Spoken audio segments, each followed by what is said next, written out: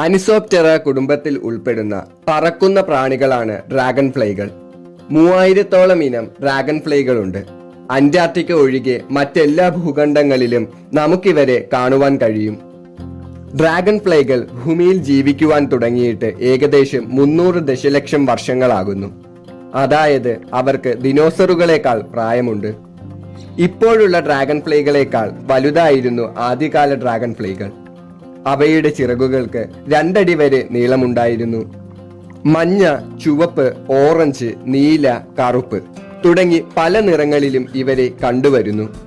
ഇടുങ്ങിയതും സൂചി പോലുള്ളതുമായ ശരീരം, മെലിഞ്ഞതും വർണ്ണാഭമായതുമായ 2 ജോഡി ചിറകുകൾ, 6 കാലുകൾ എന്നിവ ഇവരുടെ ശാരീരിക സവിശേഷതകളാണ്.